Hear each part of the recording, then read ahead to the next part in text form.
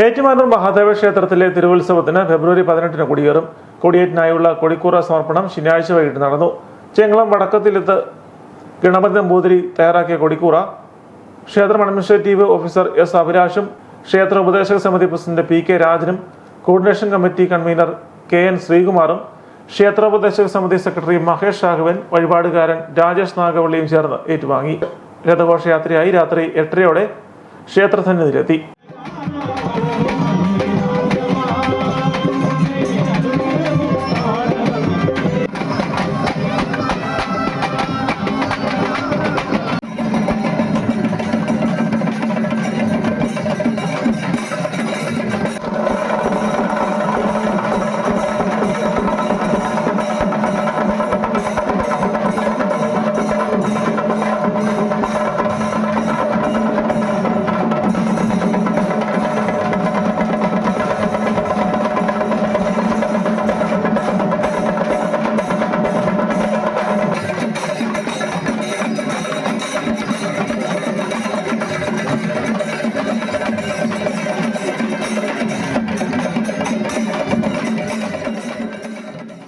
ക്ഷേത്രത്തിന്റെ പ്രദക്ഷിണം വെച്ച് കൊടിമരച്ചൂട്ടിൽ വഴിപാടുകാരൻ രാജേഷ് നാഗവള്ളി സമർപ്പിച്ച കൊടിക്കൂറ ദേവസ്വം വകുപ്പ് മന്ത്രി വി എൻ വാസവൻ ഏറ്റുവാങ്ങി.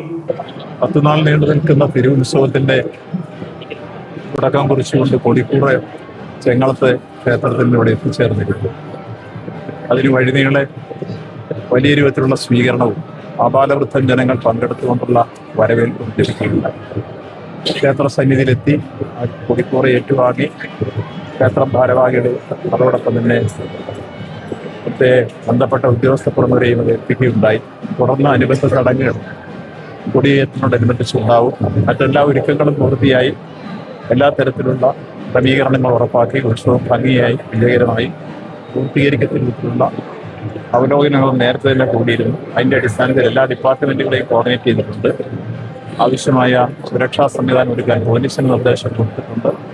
മറ്റെല്ലാ ഡിപ്പാർട്ട്മെന്റുകളും ഇവിടെ കേന്ദ്രീകരിച്ച പ്രവർത്തനങ്ങൾ ആരംഭിച്ചു കഴിഞ്ഞിട്ടുണ്ട്.